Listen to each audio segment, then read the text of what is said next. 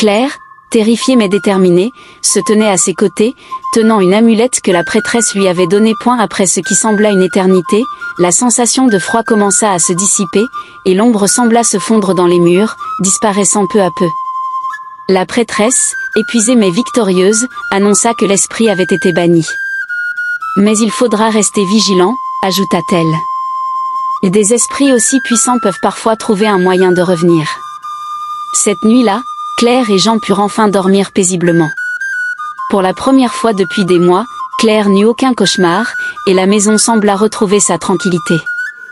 Jean, bien que toujours rationnel, commença à accepter que certaines choses échappent à la logique et à la science. Cependant, Claire restait prudente. Elle continuait à suivre les conseils de la prêtresse, gardant des talismans de protection dans la maison et récitant des prières chaque soir.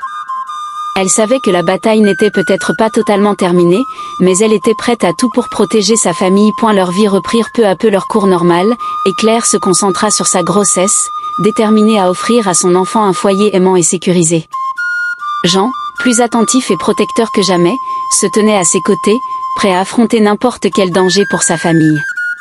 Mais dans les profondeurs de la nuit, une question persistait dans l'esprit de Claire. Était-ce vraiment la fin, ou l'esprit trouverait-il un moyen de revenir un jour? Elle savait que seul le temps le dirait, et en attendant, elle ferait tout pour préserver la paix retrouvée dans leur maison. Une nuit particulièrement sombre, alors que la pluie tambourinait contre les fenêtres, Claire se réveilla avec une sensation de malaise intense. La maison était plongée dans un silence oppressant, à peine troublé par le bruit régulier des gouttes de pluie. Jean dormait paisiblement à ses côtés, sa respiration régulière contrastant avec le cœur battant de Claire. Elle ouvrit les yeux, scrutant l'obscurité de la chambre. Une vague de froid envahit la pièce, plus intense que jamais.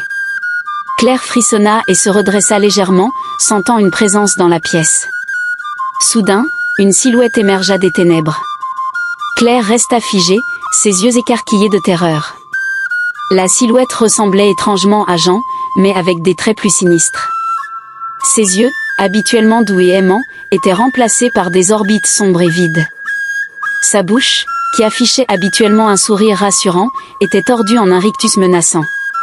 Claire sentit une peur paralysante s'emparer d'elle, incapable de détourner le regard de cette apparition effrayante. Le mari de nuit, comme elle le nommerait plus tard, s'approcha lentement du lit.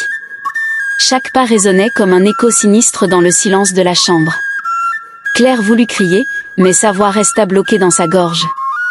La silhouette tendit une main vers elle, une main froide et spectrale qui semblait aspirer toute chaleur de la pièce. Claire se recroquevilla sous les couvertures, fermant les yeux avec force,